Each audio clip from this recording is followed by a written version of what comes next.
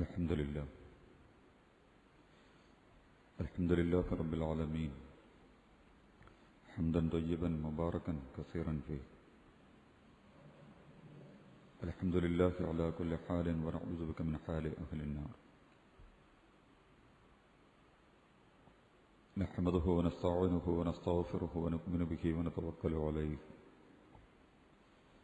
ونعوذ بالله من شرور أنفسنا ومن سيئات أعمالنا. من يهده الله فلا مضل له ومن يضلله فلا هادي له.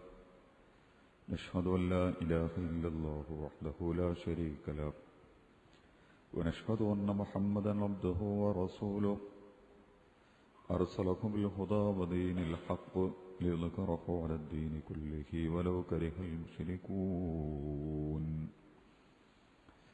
اللهم صل على محمد وعلى آل محمد كما صليت على إبراهيم وعلى آل إبراهيم وبارك على محمد وعلى آل محمد كما باركت على إبراهيم وعلى آل إبراهيم إنك حميد مجيد. أما بعد فإن خير الحديث كتاب الله وخير الهدي هدي محمد صلى الله عليه وسلم وشر الأمور محدثاتها وكل محدثة ضلالة وكل ضلالة في النار. يا أيها الذين آمنوا اتقوا الله ولتنظر نفس ما قدمت لغد واتقوا الله إن الله خبير بما تعملون. يا أيها الذين آمنوا اتقوا الله حق تقاته ولا تموتن إلا وأنتم مسلمون. يا أيها الأخوان والأخوات أوصيكم عباد الله وإياي بتقوى الله. أعوذ بالله من الشيطان الرجيم. بسم الله الرحمن الرحيم. فبشرناه بغلام حليم فلما بلغ معه السعي قال يا بني إني أرى في المنام أني أذبحك فانظر ماذا ترى. قال يا أبت افعل ما تؤمر ستجدني إن شاء الله من الصابرين. فلما أسلما وتله للجبين وناديناه أن يا إبراهيم قد صدقت الرؤيا إنا كذلك نجزي المحسنين. صدق الله العلي العظيم وصدق بلغ رسوله النبي الكريم. إن أريد إلا الإصلاح ما استطعت وما توفيقي إلا بالله عليك توكلت وإليه أنيب. رب اشرح لي صدري ويسر لي أمري واحلل عقدة من لساني يفقهوا قولي.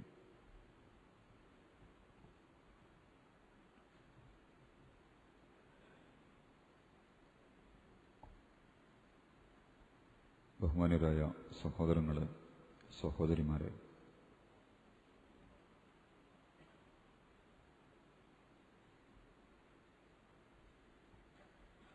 അല്ലാഹു സുബ്ഹാനഹു വ തആല നമ്മെ അനുഗ്രഹിക്കുമാറാകട്ടെ.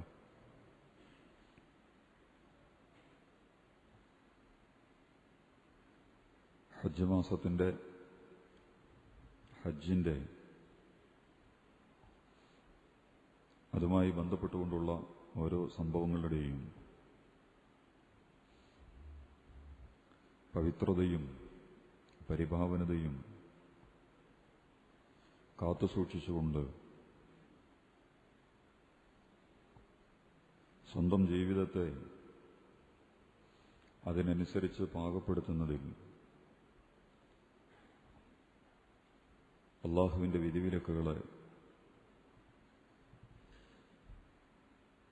പ്രത്യേകമായി ശ്രദ്ധിക്കുകയും സൂക്ഷിക്കുകയും ചെയ്യണമെന്ന്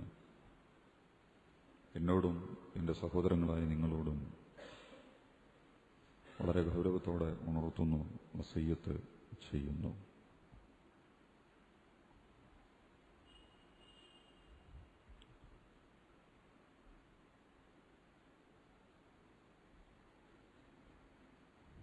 ആളുകൾ എപ്പോഴും ഇങ്ങനെ വന്നുകൊണ്ടിരിക്കുന്നു.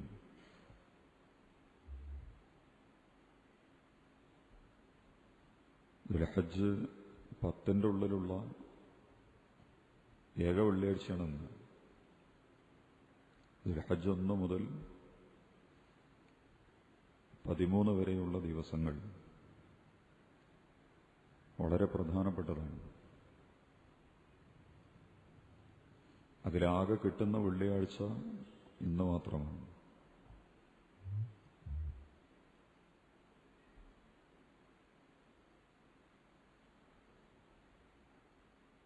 എനിക്കറിയില്ല നിങ്ങളുടെ മനസ്സിൽ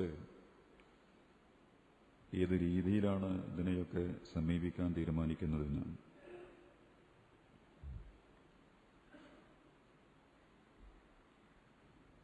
അത്ര സന്തോഷകരമൊന്നുമല്ല കാര്യങ്ങൾ. നമുക്കൊക്കെ എവിടേക്കോ പ്രശ്നങ്ങളുണ്ട് ശരിക്കും. അല്ലെങ്കിൽ ഇങ്ങനെയൊന്നും കണ്ടാൽ പോരല്ലോ.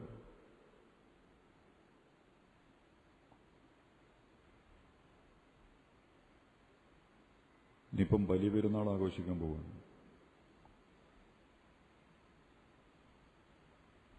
എങ്ങനെയാണ് നിങ്ങൾ ആഘോഷിക്കാൻ തീരുമാനിച്ചിട്ടുള്ളത്?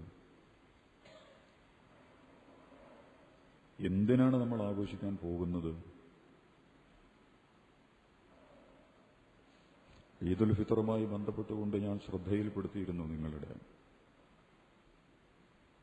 സന്തോഷിക്കാൻ വക നൽകുന്ന എന്തെങ്കിലും ഒരു കാര്യം, ഒരു അനുഭവം നമുക്കുണ്ടാവണ്ടേ? പഴയ കാലത്താണെങ്കിൽ വലിയ സന്തോഷമായിരുന്നു. കാരണം അന്ന് തിന്നാനില്ല, ഉടുക്കാനില്ല, കിടക്കാനില്ല. അതുകൊണ്ട് 2 പെരുന്നാളിന്റെ ദിവസം എന്ന് പറഞ്ഞാൽ നമുക്കിപ്പോൾ നോമ്പും ഖുർആനും ബദറും മുഹമ്മദ് നബിയും ഇബ്രാഹിം നബി ഹാജറും ഇസ്മായിലും ഒന്നും നമുക്ക് അറിയേണ്ട കാര്യമില്ല. 2 പെരുന്നാളിന് തുണിക്കുപ്പായൊന്നും ഉണ്ടാവില്ല. അന്ന് ഒരു പെരുന്നാളിന് തുണിക്കുപ്പായം കിട്ടുള്ളൂ. നിങ്ങളെ കുറച്ച് മുമ്പ് കണ്ടിറങ്ങിയാൽ മതി.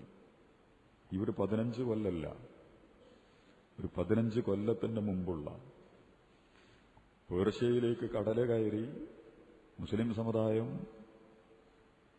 ഇത്തിരി പൈസ, ദീനാറും ദിർഹമുമൊക്കെ മലബാറിലേക്കും കേരളത്തിലേക്കും എത്തുന്നതിന് മുമ്പുള്ള ചിത്രം 921 വാസ്കോഡഗാമയും പോർച്ചുഗീസുകാരും ഉണ്ടാക്കി വച്ച ചരിത്രപരമായ അധപ്പതനം, അത്യന്തം ഭയാനകമായ ദാരിദ്ര്യത്തിലേക്കും പട്ടിണിയിലേക്കും തൊഴിലില്ലായ്മയിലേക്കും മുസ്ലിം കേരളത്തെ, മലബാറിലേക്കുള്ള മാപ്പിള സമുദായത്തെ നയിച്ചിരുന്നു എന്ന് ചരിത്രം പഠിക്കുമ്പോൾ നമുക്ക് കണ്ടെത്താൻ കഴിയും. സ്ത്രീകളൊക്കെ വിറകിന് പോയി, അലക്കാൻ പോയി, പാടത്തും പറമ്പിലുമൊക്കെ പണിയെടുക്കാൻ പോയി.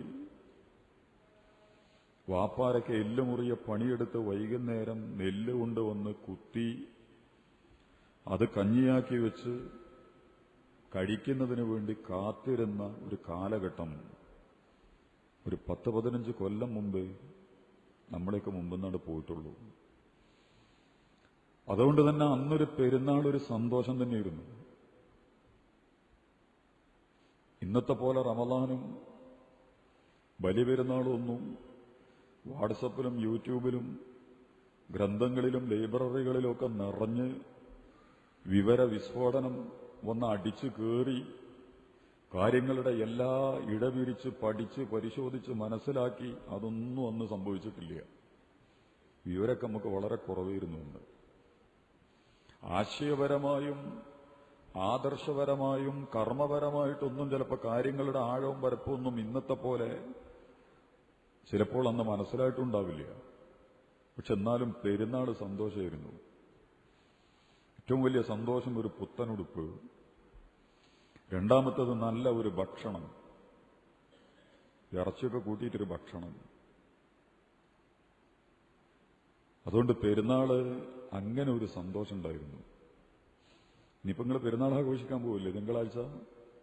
നിങ്ങൾക്ക് എന്താ സന്തോഷം? എന്താണ് നിങ്ങളുടെ സന്തോഷം? എന്തിനാണ് നിങ്ങൾ സന്തോഷിക്കുന്നത്? തിന്നാനാ? നിങ്ങളെ വീട്ടിൽ നിങ്ങൾ പാകം ചെയ്ത് തോൽക്കും. നിങ്ങൾക്കും പറ്റൂലൊന്നും നിങ്ങളെ കുട്ടിക്കും പറ്റൂലൊന്നും. കാരണം വിഭവങ്ങളുടെ ആധിക്യവും ടേസ്റ്റുകളുടെ ബാഹുല്യവും രുചികളുടെ ധാരാളം ആസ്വാദനകളും ഒന്നിനും പുതുമല്ല.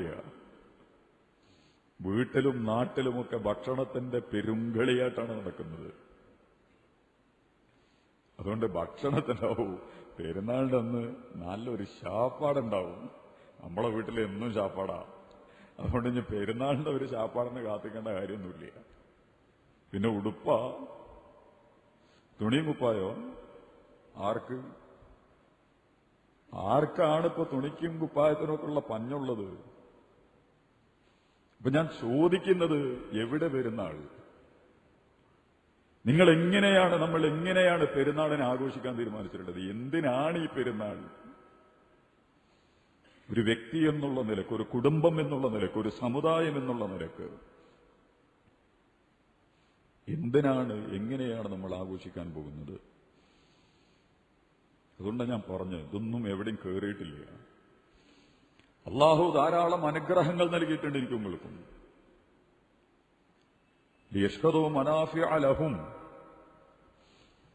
ഹജ്ജുമായി ബന്ധപ്പെട്ട കാര്യങ്ങളെ സൂചിപ്പിച്ചിടത്തൊക്കെ അള്ളാഹു നിങ്ങൾക്ക് നൽകിയ ഉപകാരപ്രദമായ ഫലപ്രദമായ കാര്യങ്ങളെ നിങ്ങൾ സാക്ഷ്യം വഹിക്കാൻ. വയദ്കുറു സ്മുല്ലാഹ അലാ മാ റസഖഹും മിൻ ബഹീമത്തിൽ അൻആം. മനുഷ്യന്റെ നാഗരികമായ വളർച്ചയിൽ നിർണായകമായ പങ്ക് വഹിച്ചിട്ടുള്ള കാര്യവർഗങ്ങൾ. അതിന്റെ ആ ഭാഷത്തേക്ക് നമ്മളിപ്പോ പോകേണ്ട കാര്യമില്ല. ഇന്നും വലിയ ചർച്ചാ വിഷയമാണ്. നിങ്ങൾക്ക് കിട്ടിയ അത്തരം അനുഗ്രഹങ്ങൾക്കൊക്കെ നിങ്ങൾ നന്ദി പ്രകാശിപ്പിക്കുന്നതിനു വേണ്ടി, അള്ളാഹുവിന്റെ നാമം സ്മരിക്കുന്നതിനു വേണ്ടി, അള്ളാഹുവിനെ ഓർമ്മിക്കുന്നതിനു വേണ്ടി നിങ്ങൾ അവിടെ വരണം. ഹജ്ജുമായി ബന്ധപ്പെട്ട കർമ്മങ്ങൾ അനുഷ്ഠിക്കണം. നമുക്കല്ലാഹു ധാരാളമായി അനുഗ്രഹങ്ങൾ ചെയ്തു തന്നിരിക്കുന്നു. അനുഗ്രഹങ്ങളുടെ ആധിക്യം, കിട്ടിയ സുഖസൗകര്യങ്ങളുടെ വർധനവ് അള്ളാഹുവിനോട് നന്ദി കാണിക്കുന്നതിനുള്ള, അവനോട് അടുപ്പം കാണിക്കുന്നതിനുള്ള, അള്ളാഹുവിനോട് ഇഷ്ടവും സ്നേഹവും വർദ്ധിപ്പിക്കുന്നതിനുള്ള എന്ത് പ്രവർത്തനമാണ് യഥാർത്ഥത്തിൽ നമ്മൾ ചെയ്തുകൊണ്ടിരിക്കുന്നത്? ഞാനതുകൊണ്ടാ പറഞ്ഞ്, ഞാനിനി അതിലേക്കും പോണില്ല. ഇന്നിപ്പോ ദുൽഹജ്ജ് 13 ഇടയിലുള്ള ഏക വെള്ളിയാഴ്ച, ഇനി അറഫയും പെരുന്നാളും, പിന്നെ തുടർന്നുള്ള 3 ദിവസങ്ങളും. എങ്ങനെയാണ് നമ്മൾ ഇതിനെ കഴിച്ചുകൂട്ടാൻ തീരുമാനിച്ചിട്ടുള്ളത്? റമദാനെക്കുറിച്ച് പറഞ്ഞപ്പോഴൊക്കെ നിങ്ങളുടെ ശ്രദ്ധയിൽ ഞാൻ കൊണ്ടുവന്നിട്ടുണ്ട്. അടുത്ത ദുൽഹജ്ജ് മാസത്തിൽ ആദ്യത്തെ വെള്ളിയാഴ്ച, അതിന്റെ അറഫ ദിവസത്തിൽ, അതിന്റെ പെരുന്നാൾ ദിവസത്തിൽ നമ്മളിൽ ആര് അനുഭവിക്കാനും ആസ്വദിക്കാനും സന്തോഷിക്കാനും ഉണ്ടാകും? അപ്പൊ കുറച്ചും കൂടി ഒന്ന് ആലോചിച്ചിട്ട് മനസ്സുകൊണ്ട് ഈ ഒരു കാര്യത്തെ ഉള്ളറിഞ്ഞ് തൊട്ട് ഹൃദയം കൊണ്ട് അള്ളാഹുവിനോട് അടുപ്പം കൈവശപ്പെടുത്താൻ ഞാനും നിങ്ങളുമൊക്കെ ശ്രമിക്കണം എന്നാണ് എനിക്ക് സൂചിപ്പിക്കാനുള്ളത്. ഈ വെള്ളിയാഴ്ചക്കൊക്കെ നല്ല പ്രത്യേകതകളുണ്ട്. ദുൽഹജ്ജ് മാസത്തിന്റെ ആദ്യത്തെ 10 ദിവസം 13 ദിവസം വളരെ പ്രധാനപ്പെട്ടതാണ്. ഞാനിവിടെ ഓർമ്മിപ്പിച്ചിട്ടുണ്ട് ആ കാര്യങ്ങളൊക്കെ. ആ വിഷയം ഞാൻ അവിടെ അവസാനിപ്പിച്ചു. ഏതാണെങ്കിലും ഇനി പെരുന്നാളും അറഫാ ദിവസമൊക്കെ ആഘോഷിക്കാൻ പോവുകയാണ്. ദുൽഹജ്ജ് 9 അറഫാ ദിവസം പ്രബലമായ സുന്നത്ത് നോമ്പുണ്ട്. അൽ ഹജ്ജ് അറഫ. ഹജ്ജ് എന്ന് പറഞ്ഞാൽ അറഫ തന്നെയാണ്. ഹജ്ജ് എന്ന് പറയുന്നത് അറഫ തന്നെയാണ്. ഹജ്ജിന് വേണ്ടി പുറപ്പെട്ടിട്ടുള്ള എല്ലാ ആളുകളും ഒരു സ്ഥലത്ത് ഒരുമിച്ചുകൂടി ഇസ്ലാമിക നേതൃത്വത്തിന്റെ അങ്ങനൊന്നുമില്ലപ്പം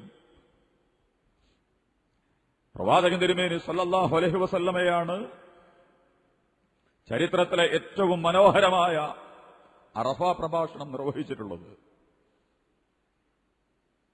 മക്കയുടെയും മദീനയുടെയും വിജയത്തിന് ശേഷം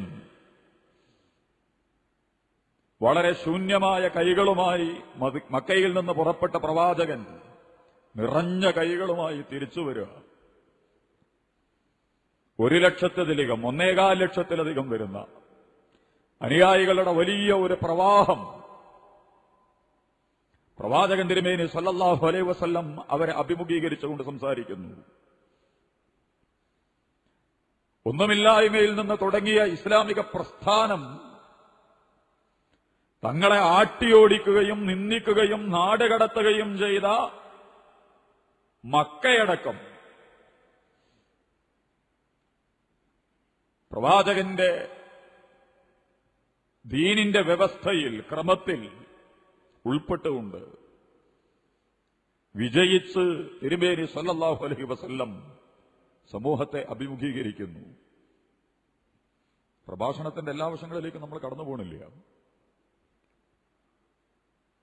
അങ്ങനത്തെ ഒരു പ്രഭാഷണം ഇനി എന്നാ ഉണ്ടാവുക എന്നുള്ളത് കാത്തിരിക്കണം. പൊളിറ്റിക്കൽ പവറില്ലാത്ത ഇസ്ലാമിക ലോകം ഇമാമുമാരാണ് ഖുതുബ പറയുന്നത്, മുസ്ലിയാക്കന്മാരാണ് ഖുതുബ പറയുന്നത്, ഭരണാധികാരികളല്ല.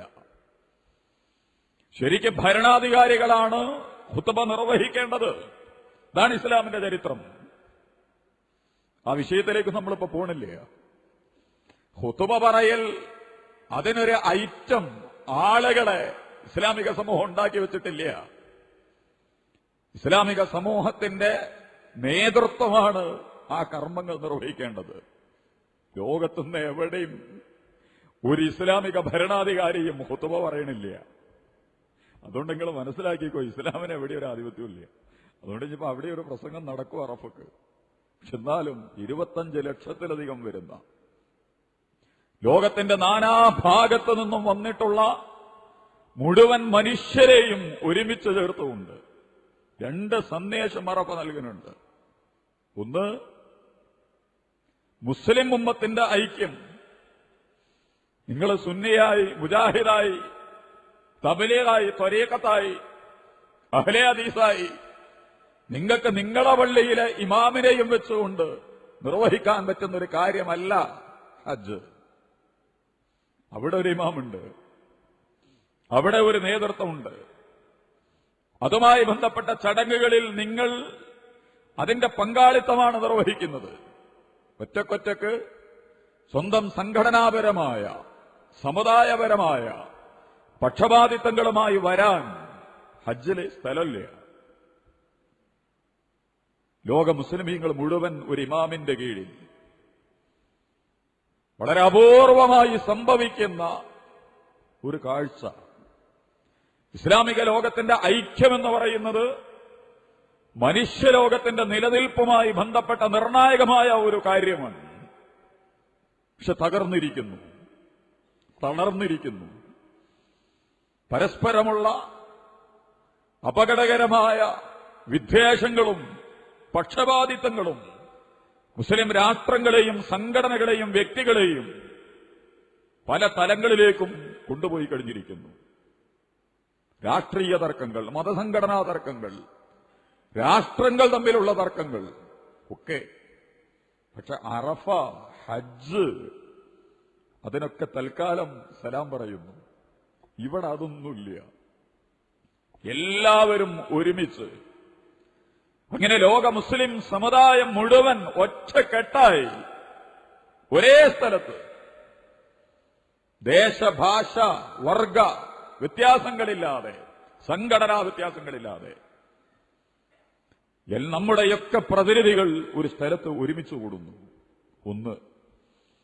രണ്ടാമത്തത്, ഇവർ ഇസ്ലാമിന്റെ മാത്രം ആളുകളല്ല, ലോകത്ത് തന്നെ എല്ലാ മനുഷ്യരുടെയും പ്രതിനിധികൾ.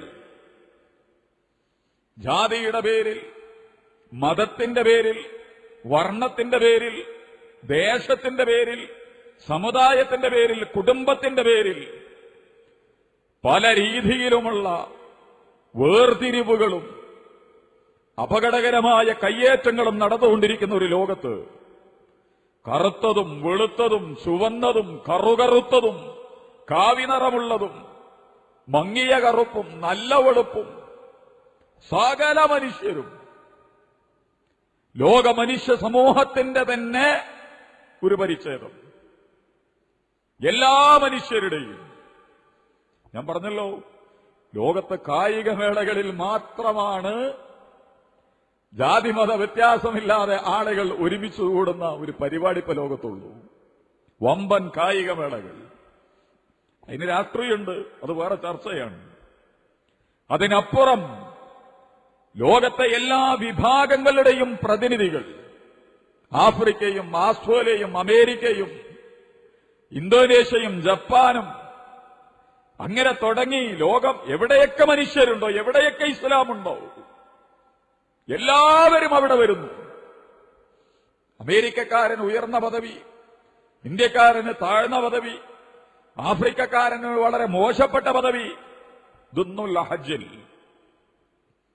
ലോക രാഷ്ട്രീയ സംവിധാനങ്ങൾ, സാമ്പത്തിക സംവിധാനങ്ങൾ, സാംസ്കാരിക സംവിധാനങ്ങളിൽ ഒക്കെ വലിയ വ്യത്യാസങ്ങളുണ്ട്. ഉള്ളവർക്ക്, സംവിധാനങ്ങളുള്ളവർക്ക്, കഴിവുള്ളവർക്ക് വലിയ പരിഗണനകളുണ്ട്. പക്ഷെ ഹജ്ജിൽ അതൊന്നുമില്ല. ഒരു ഭാഗത്ത് ഇസ്ലാമിക സമൂഹത്തിന്റെ ഐക്യവും മറുഭാഗത്ത് മനുഷ്യലോകത്തിന്റെ തന്നെ ഏകത്വവും. എല്ലാവരും പ്രവാചകൻ തിരുമേനി സല്ലല്ലാഹു അലൈഹി വസല്ലം അറഫയിൽ നടത്തിയ പ്രഭാഷണത്തിൽ ഊന്നിപ്പറഞ്ഞ വളരെ പ്രധാനപ്പെട്ട സന്ദേശങ്ങളിലൊന്നായിരുന്നു അത്. എല്ലാവരും ഒരു വാപ്പയുടെയും ഉമ്മയുടെയും മക്കളാണ്. കുല്ലുക്കും മിൻ ആദം, ആദം മിൻ തുറാബ്. ലോകത്തെ എല്ലാ മനുഷ്യരും ഇത്രയും സോഷ്യലായ, ഇത്രയും ബഹുസ്വരതയെ ഉൾക്കൊള്ളാൻ കഴിയുന്ന, ഇത്രയും ജനാധിപത്യപരമായ ഒരു സംസാരം 1500 വർഷങ്ങൾക്ക് മുമ്പ് പ്രവാചകൻ തിരുമേനി സല്ലല്ലാഹു അലൈഹി വസല്ലം കുല്ലുക്കും മിൻ ആദം, എല്ലാവരും ആദമിൽ നിന്നാണ്. അതുകൊണ്ട് ലാ ഫളല ലി അറബിയ്യിൻ അലാ അജമിയ്യിൻ, അറബികൾക്ക് അനറബികളെക്കാൾ ഒരു പ്രത്യേകതയുമില്ല. അറബികളല്ലാത്തവരെക്കാൾ അറബികൾക്ക് പ്രത്യേക പദവിയില്ല. വലാ ഫളല ലി അജമിയ്യിൻ അലാ അറബിയ്യിൻ, അറബികളല്ലാത്തവർ അറബികളെക്കാൾ ശ്രേഷ്ഠന്മാരുമല്ല. എല്ലാവരും ഒരുപോലെയാണ്. ഒരു ചീർപ്പിന്റെ പല്ല് ഉള്ളതെങ്ങനെയാണോ എന്നതുപോലെ ലോകത്തെ മനുഷ്യർ മുഴുവൻ ഒന്നായി നിൽക്കണം. അറഫയിൽ പ്രവാചകൻ നൽകിയ വളരെ പ്രധാനപ്പെട്ട സന്ദേശങ്ങളിലൊന്നായിരുന്നു ഇത്. ഇത്രയും വലിയ ഒരു സന്ദേശത്തെ ലോകത്തിന്റെ മുമ്പിൽ അവതരിപ്പിച്ച പ്രവാചകൻ തിരുമേനി സല്ലല്ലാഹു അലൈഹി വസല്ലമയും ആ ആശയത്തെ പ്രതിനിധീകരിക്കേണ്ട മുസ്ലിം സമുദായവും വ്യക്തികളും സംഘടനകളും ഗ്രൂപ്പുകളും രാഷ്ട്രങ്ങളുമായി അപകടകരമായ നിലപാടുകളിലേക്ക് വഴുതി വീഴുകയും വമ്പിച്ച പ്രതിസന്ധികളെ അഭിമുഖീകരിക്കുകയും ചെയ്യുന്ന ഒരു കാലത്താണ് നമ്മൾ ജീവിക്കുന്നത് എന്ന് വേറെ മനസ്സിലാക്കുക. രണ്ടാമത് നബി തിരുമേനി സല്ലല്ലാഹു അലൈഹി വസല്ലം മനുഷ്യന്റെ അവകാശങ്ങളെക്കുറിച്ച് അറഫയിൽ പറഞ്ഞു. മനുഷ്യന്റെ ജീവൻ, അവന്റെ അഭിമാനം, അവന്റെ രക്തം, അവന്റെ സ്വത്ത്, അതുപോലെ തന്നെ സ്ത്രീ, എല്ലാ മനുഷ്യരുടെയും പ്രവാചകൻ തിരുമേനി സല്ലല്ലാഹു അലൈഹി വസല്ലം അത് നിർവഹിക്കുന്നതിന്റെ തൊട്ടുമുമ്പുള്ള കാലഘട്ടങ്ങളിലും ഇപ്പോൾ പുതിയ വർത്തമാനകാലത്തും എന്താണ് മനുഷ്യലോകത്ത് സംഭവിച്ചുകൊണ്ടിരിക്കുന്നത് എന്ന് നമ്മൾ പരിശോധനയ്ക്ക് വിധേയമാക്കണം. ഈ അടുത്ത് നിങ്ങൾ പത്രത്തിലൊക്കെ ശ്രദ്ധിച്ചിട്ടുണ്ടോ? എല്ലാവരും ശ്രദ്ധയിലും പെട്ടതാ അത്. ഭാര്യ മരിച്ചിട്ട് കൊണ്ടുപോകാൻ വാഹനം കിട്ടാതെ 60 കിലോമീറ്റർ കെട്ടിപ്പൊതിഞ്ഞ ഭാര്യയുടെ ശവശരീരം എടുത്തിട്ട് റോട്ടിലൂടെ നടന്നു പോകുന്ന സ്വന്തം അമ്മയുടെ ശവശരീരത്തിന്റെ കൂടെ അച്ഛന്റെ ഒപ്പം കരഞ്ഞ് കണ്ണീര് വീഴ്ത്തി വീർത്ത കവിളുകളുമായി നടന്നു നീങ്ങുന്ന പെൺകുട്ടിയും എനിക്കൊരു സുഹൃത്താ കാണിച്ചെന്ന്, പത്രത്തേത് വായിച്ചിരുന്നു. ശരിക്കും കണ്ണിൽ വെള്ളം നിറയും. എന്താണ് നമ്മുടെ രാജ്യത്ത് നടക്കുന്നത്? എങ്ങനെയാണ് നടക്കുന്നത്? ഇത്തരം ഇത് പുറത്തു വന്ന ഒരു സംഭവം മാത്രമാണ്. മരിച്ചു വീണ ഏതൊരു ശരീരത്തിനും അതിന്റെ ജീവിച്ചിരിക്കുന്ന ഈ മരിച്ചൊക്കെ ശരീരത്തിന് ആദരവുണ്ടല്ലോ. ഒത്തേനി വസ്സൈത്തൂൻ വതൂരി സീനീൻ വഹാദൽ ബലദിൽ അമീൻ. ഈ നാടിനെ കൊണ്ട്, വിശ്വസ്തമായി നാടിനെ കൊണ്ട് സത്യം, ലഖദ് ഖലഖനൽ ഇൻസാന ഫീ അഹ്സനി തഖ്വീം, ഏറ്റവും നല്ല ഘടനയിലാണ് മനുഷ്യനെ നാം സംവിധാനിച്ചിട്ടുള്ളത്. പ്രപഞ്ചത്തിലെ അത്ഭുത സ്പീഷീസാണ് മനുഷ്യനെന്ന് പറയുന്നത്. ഒരു ജീവജാലത്തിനുമില്ലാത്ത ക്വാളിറ്റി മനുഷ്യനുണ്ട്. വലഖദ് കറംനാ ബനി ആദം, മനുഷ്യനെ നാം ആദരിച്ചിരിക്കുന്നു. ഖുർആന്റെ പ്രയോഗമാണ്. ആദമിന്റെ മക്കളെ മുഴുവൻ നാം ആദരിച്ചിരിക്കുന്നു. മനുഷ്യനാക്കി എന്നുള്ളത് തന്നെ വമ്പിച്ച ഒരു ആദരവാണ്. നിങ്ങളെ മറ്റെന്തെങ്കിലും ഒന്ന് ആക്കിയിരുന്നെങ്കിൽ, വേറെ ഏതോ ഒരു ജൈവവർഗത്തിന്റെ ഭാഗമാക്കിയിരുന്നെങ്കിൽ അത് ആദരവിന്റെയും പരിഗണനയുടെയും പദവിയുടെയും സംഭവങ്ങളുമായി ബന്ധപ്പെട്ടതല്ല. മറിച്ച് മനുഷ്യനെ അല്ലാഹു സുബ്ഹാനഹു വ തആല പരിഗണിച്ചിരിക്കുന്നു. അതുകൊണ്ട് ഏതൊരു മനുഷ്യനും മരിച്ചു കഴിയുകയാണെങ്കിൽ കൂടിയോ മരിച്ച ശവശരീരത്തിനോട് എന്തൊക്കെ ബാധ്യതകൾ നിർവഹിക്കാനുണ്ട്. ബാക്കി നിങ്ങൾ ഓർമ്മയിലുണ്ടാവുമല്ലോ. 60 കിലോമീറ്റർ ആണല്ലോ നടന്നത്. 60 കിലോമീറ്റർ മയ്യത്തുണ്ടോ ജഡവും തോളിൽ പിടിച്ചിട്ട്. വണ്ടി പിടിക്കാൻ കാശില്ല. കാണുന്നവർക്കും കേൾക്കുന്നവർക്കും അങ്ങനെ ചെയ്യണമെന്ന് തോന്നണില്ല. വഴിയിൽ അദ്ദേഹം ചുമടിറക്കി വെക്കുന്നത് പോലെ റോട്ട് വഴിയിൽ അത് ഇറക്കി വെക്കും. എന്നിട്ട് ചുരുട്ടിക്കൂട്ടി വീണ്ടും ഇവിടേക്ക് വെക്കും. അവിടെ മാത്രം തീർന്നിട്ടൊന്നുമില്ല അത്തരം സംഭവങ്ങൾ.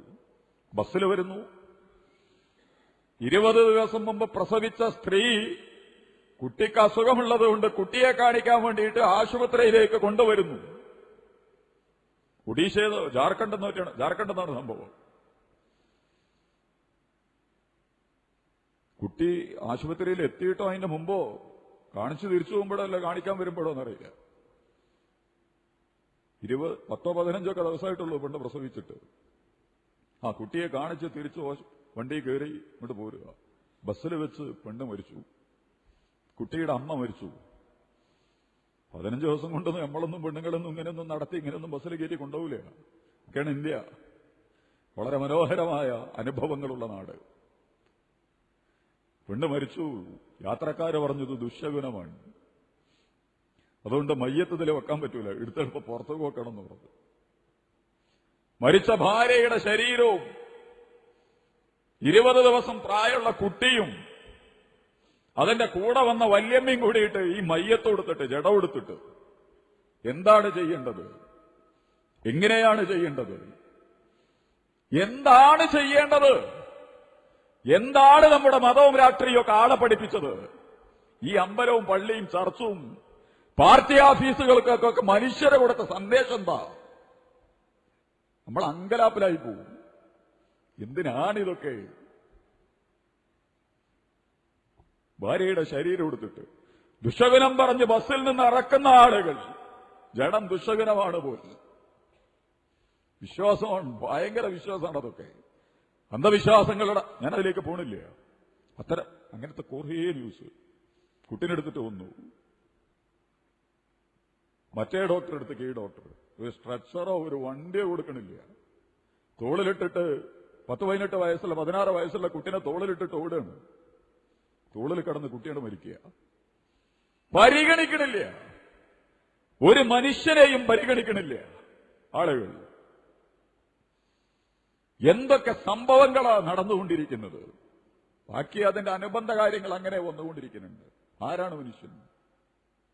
മനുഷ്യന്റെ ജീവൻ പവിത്രമാണ്, അവന്റെ അഭിമാനം പവിത്രമാണ്, അവന്റെ അന്തസ്സ് പവിത്രമാണ്, അവന്റെ അവകാശങ്ങൾ സംരക്ഷിക്കപ്പെടേണ്ടതാണ്. അതിനാണ് ദർശനങ്ങൾ. മസ്ജിദുൽ ഹറാം നിഷിദ്ധമായ പള്ളി, അതാണല്ലോ ഹറാമിന്റെ അർത്ഥം. ഞാൻ പണ്ട് പറഞ്ഞിട്ടുണ്ടത്. മസ്ജിദുൽ ഹറാം പള്ളി നിഷിദ്ധമാണ്. പള്ളിയല്ല നിഷിദ്ധം. മനുഷ്യനെ അപമാനിക്കരുത്, അവന്റെ രക്തം ചിന്തരുത്, അവന്റെ ജീവനിൽ കൈവെക്കരുത്, അവന്റെ സ്വത്ത് കവർന്നെടുക്കരുത്. അതൊക്കെ നിഷിദ്ധമാണ്. അതിന് സംരക്ഷണം നൽകുന്ന കേന്ദ്രമാവണം അവന്റെ പള്ളി, അവന്റെ ആരാധനാ കേന്ദ്രങ്ങൾ, അവന്റെ രാഷ്ട്രീയ കേന്ദ്രങ്ങൾ, മനുഷ്യനുമായി ബന്ധപ്പെട്ട സംവിധാനങ്ങൾ എന്ന് പറയുന്നത്.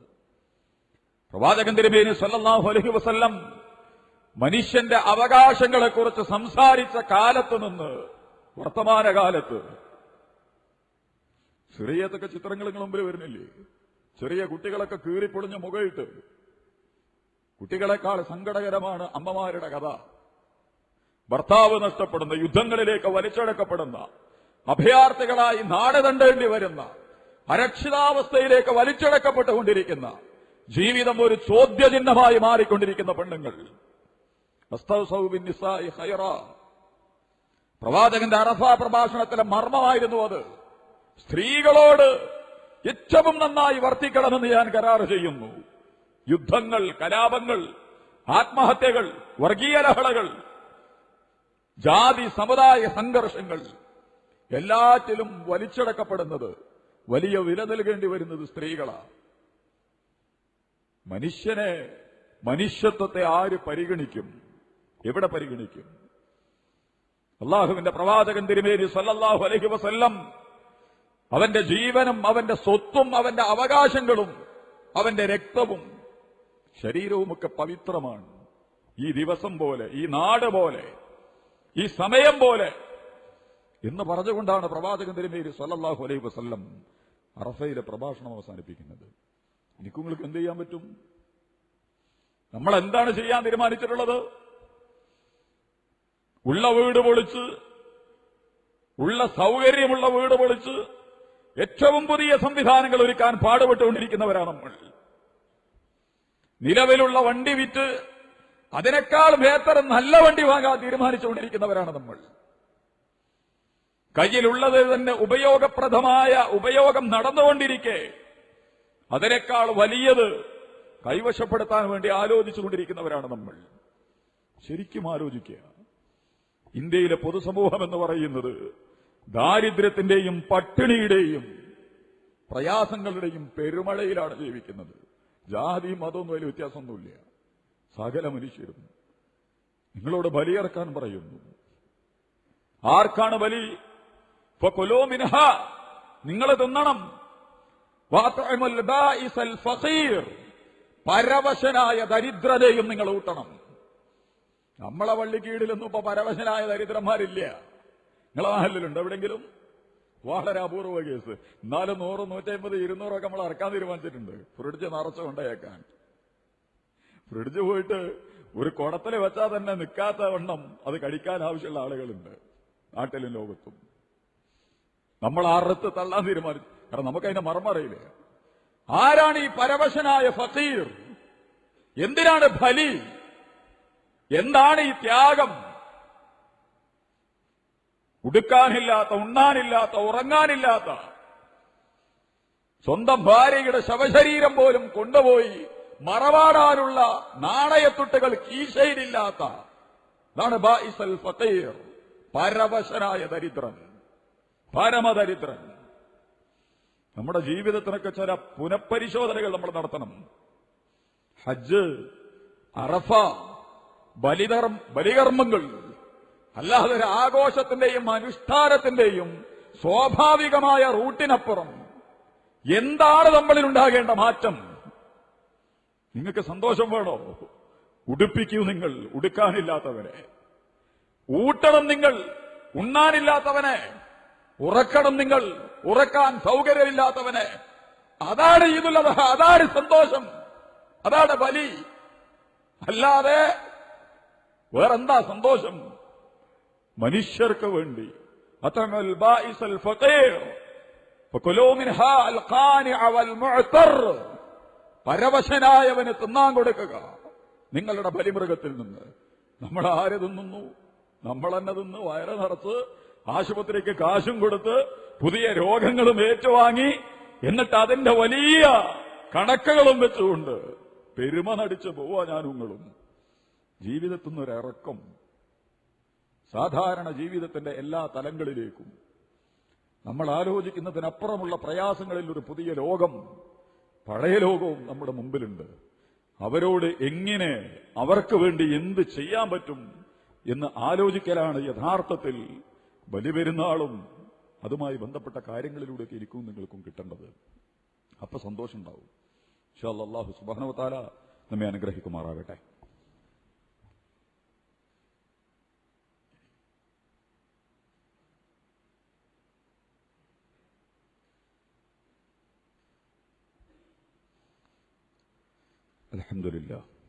അൽഹംദുലില്ലാഹി റബ്ബിൽ ആലമീൻ. اللهم صل على محمد وعلى آل محمد. يا أيها الإخوان والأخوات أوصيكم عباد الله وإياي بتقوى الله. പ്രിയമുള്ള സഹോദരങ്ങളെ, സഹോദരിമാരെ, ഒരിക്കൽ കൂടി അള്ളാഹുവിന്റെ കൽപ്പനകളെ പ്രത്യേകമായി സൂക്ഷിക്കുകയും പാലിക്കുകയും ചെയ്യണമെന്ന് എന്നെയും നിങ്ങളെയും ഉണർത്തുന്ന വസിയ്യത്ത് ചെയ്യുന്നു.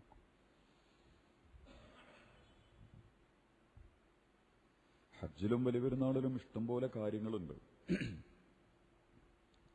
ഇത്രമാത്രം പ്രതീകാത്മകത നിറഞ്ഞ വലിയ ആശയങ്ങളെ നിറച്ചു വെച്ചിട്ടുള്ള ആരാധനാകർമ്മം ഹജ്ജ് തന്നെയാണ്. നമസ്കാരമൊക്കെ അങ്ങനെ തന്നെയാണ്. അള്ളാഹ്ക്ക് ഇങ്ങനെ നമ്മൾ റുക്കോയിൽ തന്നെ കലൊന്നുമില്ലല്ലോ ആവശ്യം. റുക്കോ ഒരു പ്രതീകാത്മകമായ കർമ്മമാണ്. വർക്കവു വസ്തുതു, നിങ്ങൾ സുജൂദ് ചെയ്യുക, നിങ്ങൾ റുക്കു ചെയ്യുക. എല്ലാ സമയവും നിസ്കാരത്തിലായിരിക്കണം. നമസ്കാരത്തിലെ ഹീറോ ഖുർആനാണല്ലോ, അള്ളയാണ്, ഖുർആനാണ്. വഖിമി സ്വലാത്ത ലിദിക്രി, എന്നെ ഓർമ്മിക്കാൻ വേണ്ടി നിങ്ങൾ നമസ്കരിക്കുക. ഇന്നാ നഹ്നു നസ്സൽന ദിക്റ, ദിക്ർ ഖുർആനാണ് എന്ന് വേറൊരു ഭാഗത്ത് ഖുർആൻ പറയുന്നുണ്ട്. അപ്പൊ അള്ളയും ഖുർആനും, അപ്പൊ അള്ളാഹുവിനെയും ഖുർആനിനെയും ഏറ്റെടുക്കുന്നതിന്റെ പ്രതീകാത്മകമായ പ്രവർത്തനമാണ് നമസ്കാരം. അതങ്ങനെ വേറെ പഠിക്കാം നമുക്ക്. അതിനേക്കാൾ നിറഞ്ഞു നിൽക്കുന്ന പ്രതീകാത്മകളാണ് ഹജ്ജിലുള്ളത്. ഓരോ കർമ്മങ്ങളും വലിയ ആശയങ്ങളെ പകർന്നു നൽകാൻ ആഗ്രഹിക്കുന്നുണ്ട്. പക്ഷെ ഗതികേടുകൊണ്ട് കർമ്മങ്ങൾ മാത്രമാണ് ഇപ്പോൾ നടന്നുകൊണ്ടിരിക്കുന്നത്. ആശയങ്ങൾക്ക് വലിയ പ്രസക്തിയൊന്നുമില്ല. കർമ്മങ്ങൾ അനുഷ്ഠിക്കുന്നു.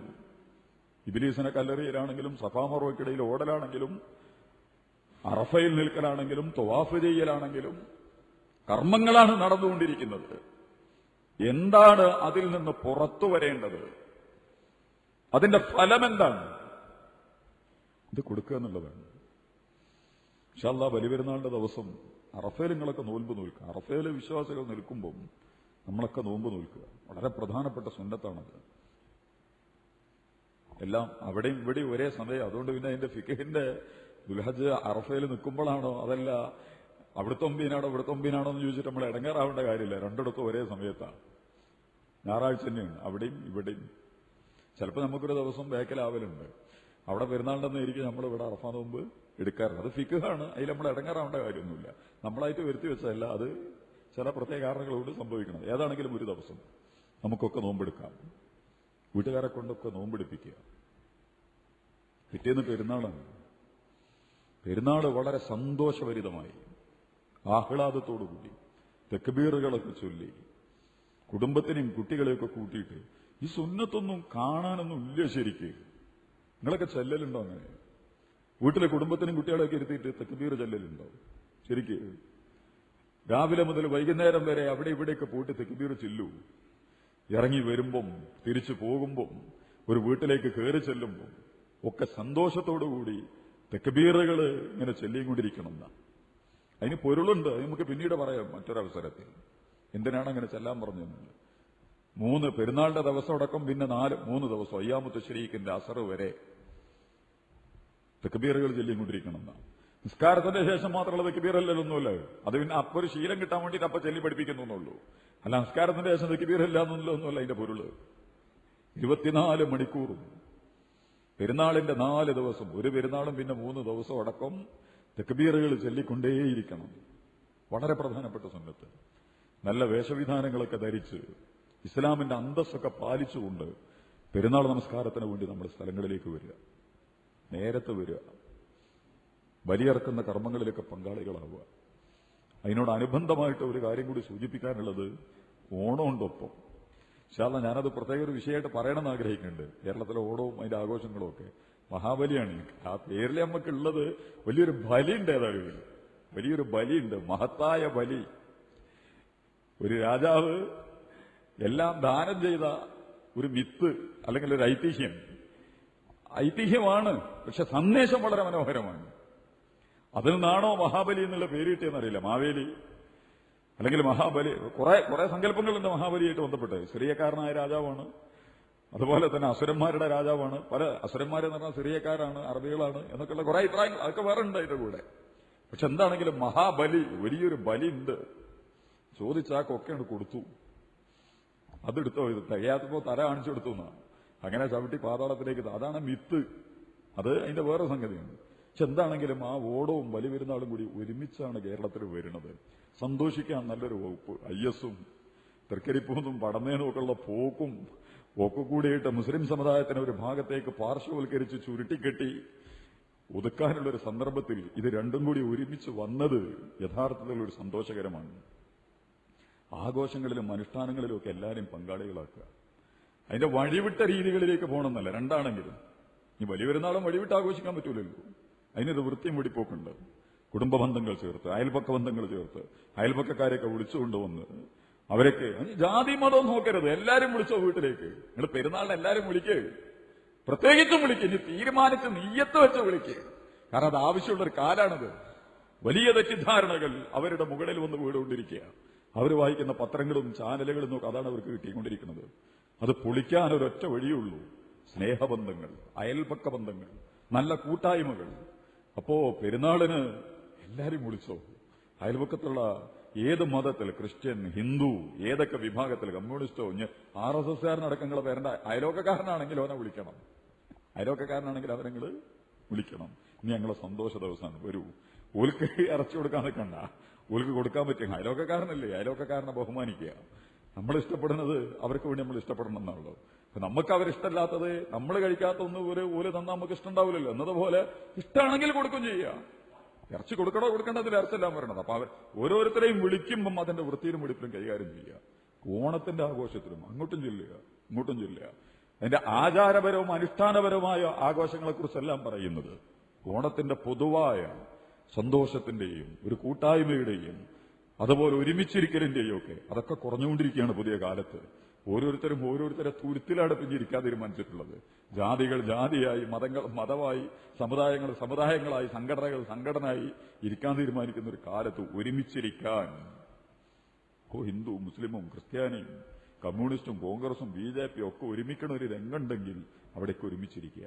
ഇങ്ങനെ രണ്ടും കേരളത്തിന്, നമ്മുടെ നാടിന്, നമ്മുടെ മനുഷ്യത്വത്തിന് കൂടുതൽ നന്മകളിലേക്ക് വികസിക്കാനുള്ള ഒരു അവസരമാക്കി മദ്യം നിറഞ്ഞൊഴുകി കണ്ടമാനം തെരുവ് നിറഞ്ഞ് ആഘോഷിച്ച് തോലച്ച് പൊളിച്ച് അങ്ങനെ ആഘോഷിക്കുന്നതിന് പകരം സന്ദേശങ്ങളുടെ മർമ്മങ്ങളും ആഘോഷങ്ങളിലെ സന്തോഷവുമൊക്കെ സന്ദേശവുമൊക്കെ ശരിക്ക് ഇടപിരിച്ചെടുത്തിട്ട് വൃത്തിയിലും ഭംഗിയിലും അതിനെ കൈകാര്യം ചെയ്യാനും എന്റെ സഹോദരങ്ങൾ ശ്രദ്ധിക്കണം. ഇതിനൊരു മറുപുറമുണ്ട്, അതിലൊന്നും കൂടാൻ പാടില്ല, അവിടേക്കൊന്നും പോണ്ട, അത് വേറെയാണ്. അങ്ങനെയൊന്നുമല്ല. ചോദിക്കോ, കൂടേണ്ടത് ഏതാണ്, കഴിക്കേണ്ടതാണെന്നൊക്കെ നമുക്കറിയില്ലേ. ഒരു മദ്യപിക്കാൻ വിളിക്കണമെങ്കിൽ നമ്മൾ പോകേണ്ട കാര്യമില്ല. അവര് വേറെന്തോ കളി കളിക്കാനാ അതിനൊന്നുമല്ലല്ലോ നമ്മൾ പോണത്. വൃത്തിയിലും വെടിപ്പിലും മന്ദസ്സിലും ആരുടെ വീട്ടിലും ആരുടെ കൂടിയും ഒക്കെ ചേർന്ന് കൂട്ടായി ഒരുമിച്ച് ചേർന്നുകൊണ്ട് ആഘോഷങ്ങൾ പങ്കുവെക്കാനും അനുഭവിക്കാനും ഒക്കെ സാധിക്കണമെന്ന് കൂടി ഉണർത്തുകയാണ്.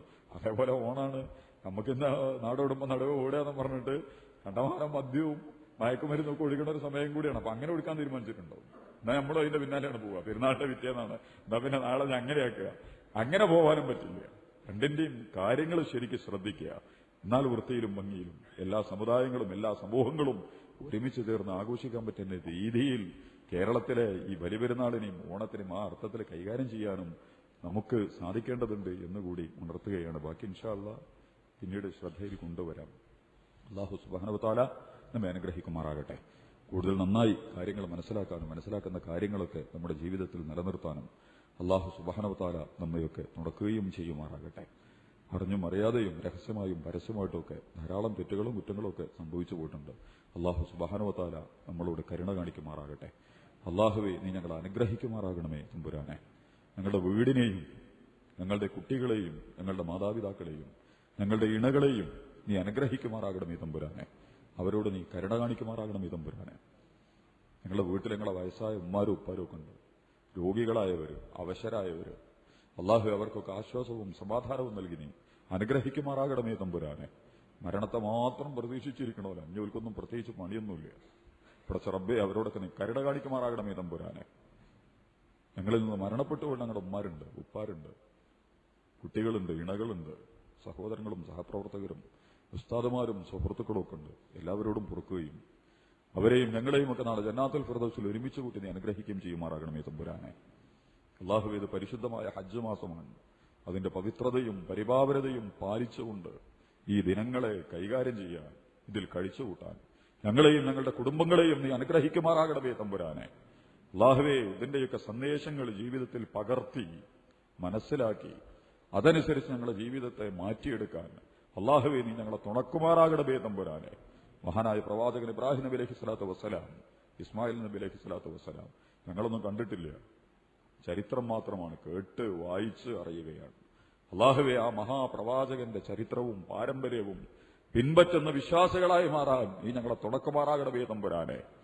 ആ ചരിത്രത്തിന്റെയും പാരമ്പര്യത്തിന്റെയും പൂർണ്ണതയാണ് അഷ്റഫുൽ ഖൽഖ് മുഹമ്മദ് മുസ്തഫ തിരുമേനി സല്ലല്ലാഹു അലൈഹി വസല്ലം, അവസാനത്തെ പ്രവാചകൻ. ആ പ്രവാചകന്റെ അനുയായികളാണ് ഞങ്ങൾ. അല്ലാഹുവേ, ആ പ്രവാചകന്റെ അനുയായികളാകാനുള്ള അർഹതയും യോഗ്യതയും നൽകി നീ ഞങ്ങൾ അനുഗ്രഹിക്കുമാറാകണമേ തമ്പുരാനെ. ഇബ്രാഹിം നബി അലൈഹി സ്വലാത്തു വസ്സലാം, മുഹമ്മദ് നബി തിരുമേനി സല്ലല്ലാഹു അലൈഹി വസല്ലം മഹാപ്രവാചകന്മാരുടെ പാരമ്പര്യങ്ങളെ, മാതൃകകളെ ജീവിതത്തിന്റെ ഭാഗമാക്കി മാറ്റിയെടുക്കാൻ അല്ലാഹുവേ, ഞങ്ങളെയും ഞങ്ങളുടെ കുടുംബത്തെയും നീ തുണക്കുമാറാകണമേ തമ്പുരാനെ. ഞങ്ങളുടെ മക്കളെ നീ അനുഗ്രഹിക്കണേ തമ്പുരാനെ. ഞങ്ങളുടെ ഇണകളെ നീ അനുഗ്രഹിക്കുമാറാകണമേ തമ്പുരാനെ. മുസ്ലിം ഉമ്മത്തിനോട് നീ കരുണ കാണിക്കുമാറാകണമേ തമ്പുരാനെ. ഐക്യവും ഒരുമയും നൽകി മുസ്ലിം ഉമ്മത്തിനെ നീ അനുഗ്രഹിക്കുമാറാകണമേ തമ്പുരാനെ. കരുത്തുള്ള പണ്ഡിതന്മാരെ നൽകി, നേതാക്കന്മാരെ നൽകി മുസ്ലിം ഉമ്മത്തിനെ നീ അനുഗ്രഹിക്കുമാറാകണമേ തമ്പുരാനെ. ഹജ്ജിന് വേണ്ടി പോയിട്ടുള്ള ഞങ്ങളുടെ ഉമ്മാരുണ്ട്, ഉപ്പാരുണ്ട്, സഹോദരിമാരും ഇണകളും കുട്ടികളും ഒക്കെ ഉണ്ട്. മക്ബൂലും മബ്റൂറുമായ ഹജ്ജ് കർമ്മം ചെയ്ത് തിരിച്ചു വരാൻ അവരെ നീ അനുഗ്രഹിക്കുമാറാകണമേ തമ്പുരാനെ. സമാധാനപരമായി ശാന്തിയോടുകൂടി അല്ലാഹുവേ, നിന്റെ ഇഷ്ടത്തിനും പൊരുത്തത്തിനും ഒത്തവണ്ണം ഹജ്ജ് കർമ്മങ്ങൾ നിർവഹിക്കാനുള്ള സൗകര്യങ്ങളും സന്നാഹങ്ങളും നൽകി ഞങ്ങളുടെ സഹോദരന്മാരെയും ഇസ്ലാമിക ഉമ്മത്തിനെയും നീ അനുഗ്രഹിക്കുമാറാകണമേ തമ്പുരാനെ. അല്ലാഹുവേ, മുസ്ലിം ഉമ്മ പരസ്പരം പോരടിക്കുന്നു, ചെതറിത്തെറിക്കുന്നു, പരസ്പരം നാണം കെട്ടുകൊണ്ടിരിക്കുന്നു. അല്ലാഹുവേ, ഈ ഉമ്മത്തിനെ നീ അനുഗ്രഹിക്കണേ തമ്പുരാനെ. അഭിമാനമുള്ള, അന്തസ്സുള്ള, ഒറ്റക്കെട്ടായി മുന്നോട്ട് നീങ്ങുന്ന ഒരു ഉമ്മത്തായി ഈ സമുദായത്തെ നീ അനുഗ്രഹിക്കുമാറാകണമേ തമ്പുരാനെ. അല്ലാഹുമ്മ റഹ്മനാ യാ അർഹമർ റാഹിമീൻ. അല്ലാഹുമ്മ ഗ്ഫിർ ലനാ ദുനൂബനാ യാ റബ്ബൽ ആലമീൻ. അല്ലാഹുമ്മ ഇന്നക അഫ്വുൻ തുഹിബ്ബുൽ അഫ്വ ഫഅഫു അന്നാ. അല്ലാഹുമ്മ അഅ്തിഖ്നാ മിനൻ നാർ വദ്ഖിൽനൽ ജന്നത യാ റബ്ബൽ ആലമീൻ. അല്ലാഹുമ്മ അഇസ്സൽ ഇസ്ലാമ വൽ മുസ്ലിമീൻ വഅദില്ല ശിർക വൽ മുശ്രികീൻ. അല്ലാഹുമ്മ അൻസുർനാ അലൽ ഖൗമിൽ കാഫിരീൻ. اللهم ربنا آتنا في الدنيا حسنة وفي الآخرة حسنة وقنا عذاب النار. اللهم اغفر للمؤمنين والمؤمنات والمسلمين والمسلمات الأحياء منهم والأموات إنك مجيب الدعوات يا قاضي الحاجات. اللهم ربنا آتنا من لدنك رحمة وهيئ لنا من أمرنا رشدا. اللهم أجرنا من النار اللهم أجرنا من النار اللهم أجرنا من النار آمين آمين برحمتك يا أرحم الراحمين. وآخر دعوانا الحمد لله وصلى الله على محمد صلى الله عليه وسلم.